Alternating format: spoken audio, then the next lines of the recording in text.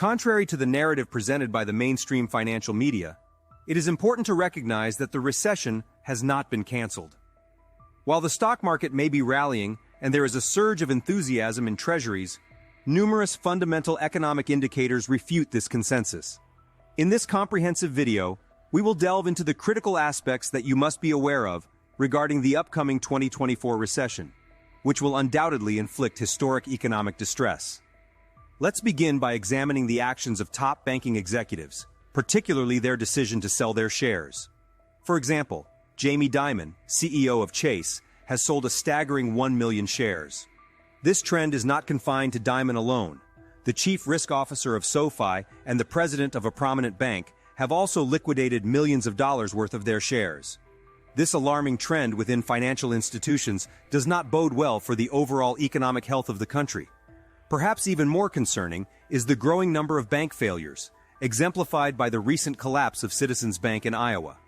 This brings the total tally of bank failures to 6 already in 2023. This occurrence strongly suggests that more financial institutions are likely to follow suit. While established banks can rely on the Federal Reserve's Bank Term Funding Program to bail them out in case of treasury losses, smaller banks like Citizens Bank do not have access to such support.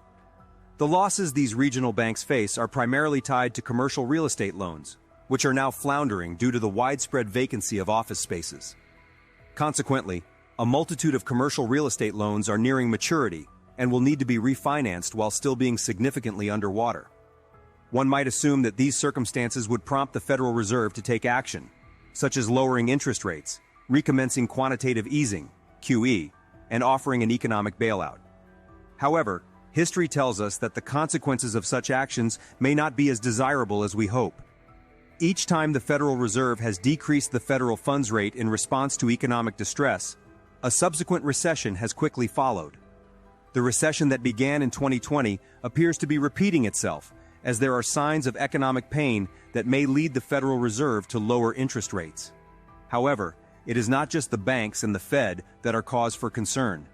We need to examine our own household balances as well. Currently, the total household debt stands at a staggering $17.29 trillion, with a significant portion of $4.8 trillion being non-housing debt. To break it down further, student loans amount to $1.6 trillion, credit card debt reaches $1.08 trillion, and auto loans are close to $1.6 trillion.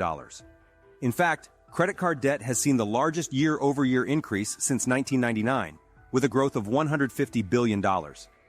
What's even more concerning is that the average interest rate on credit cards exceeds 20%, meaning most American households are carrying a balance and paying high interest rates. Unsurprisingly, delinquencies on credit card payments are skyrocketing as a result. However, credit card debt is not the only financial burden facing American households. They also have auto loans and mortgages, all of which are subject to rising interest rates.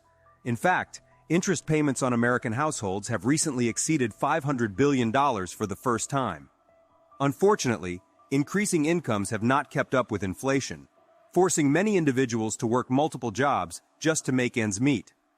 While one job survey indicates job growth and more employment opportunities, a household survey reveals that most of this growth is due to people working multiple jobs. Furthermore, unemployment rates have started to rise above their 24-month moving average, which, according to Toddy Cost of Crescat Capital, typically leads to a subsequent skyrocketing of unemployment rates. Thus, American households find themselves in a precarious situation. They are burdened with more debt than ever before, facing higher interest rates, and experiencing a growing number of delinquencies. Additionally, unemployment rates are expected to rise further. All these factors contribute to a challenging predicament for households.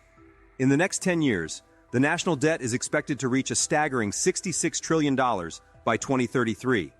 This is a significant increase compared to the debt levels from 10 years ago, which were less than half of what they are now. The continuous growth of the national debt over the decades is concerning, especially considering the high interest rates that are currently in effect. When the government has to repay a dollar with a maturity rate of 2% or 3%, they are borrowing a new dollar at a much higher interest rate of 5 or 6%. This situation of constantly adding to the debt becomes even more challenging with the annual addition of $1.7 trillion, as witnessed last year, when there wasn't even a recession. Unfortunately, during a recession, tax revenues tend to decrease, further exacerbating the need for increased borrowing just to maintain the current debt levels. In fact, tax revenues were already down by 9% last year compared to the previous year. One alarming consequence of this mounting debt is the rapidly increasing interest payments. With a chart resembling a hockey stick, the interest payments alone on the national debt have become the largest line item on the budget, surpassing $1 trillion. By the end of 2024, these interest payments are projected to reach $1.2 trillion, nearly the size of the entire national deficit. This immense expenditure simply accounts for paying off the interest, which helps put the scale of the problem into perspective. Yet, this is only the beginning of the storm that is about to hit. It is not just the CEOs of banks who are selling their stocks, or the poor performance of the financial sector. We also anticipate more bank failures and potential issues arising from higher household debt, increased delinquencies, and a looming increase in unemployment. Furthermore, the government itself seems trapped in a never-ending cycle of borrowing more money to pay off old debts at higher interest rates, consequently necessitating even more borrowing. These actions inevitably lead to skyrocketing interest rates for all.